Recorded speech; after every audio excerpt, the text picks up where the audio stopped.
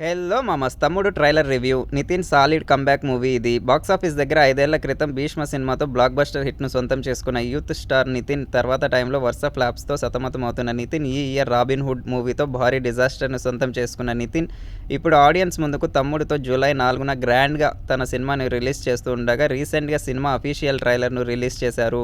Trailer చూసిన తర్వాత cinema మీద అంచనాలు పెరిగిపోగా నితిన్కి ఈ సినిమా సాలిడ్ కంబ్యాక్ మూవీ అయ్యే అవకాశం ఎంతైనా ఉందనిపించేలా ఉంది.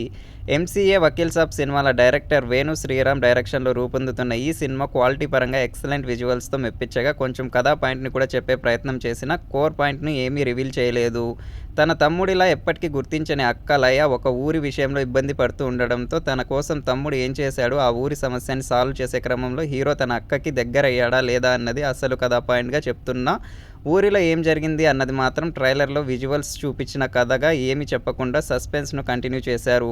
ఓవరాల్గా సినిమా ట్రైలర్ విజువల్స్ కానీ నితిన్ మాస్ సీన్స్ కానీ బ్యాక్గ్రౌండ్ స్కోర్ కానీ అన్నీ బాగా ఆకట్టుకోగా ట్రైలర్ చూసిన తర్వాత సినిమా మీద అంచనాలు అయితే పెరిగిపోయాయనే చెప్పాలి. ట్రైలర్ ఉన్నంత రేంజ్లో సినిమా కంటెంట్ మెప్పిస్తే ఖచ్చితంగా నితిన్ ఎదురు చూస్తున్న సాలిడ్ కంబ్యాక్ ఈ సినిమాతో సొంతమయ్యే అవకాశం ఉంది. ఇక ట్రైలర్ 24 గంటల్లో ఎలాంటి రెస్పాన్స్ని సొంతం చేసుకుంటుందో చూడాలి.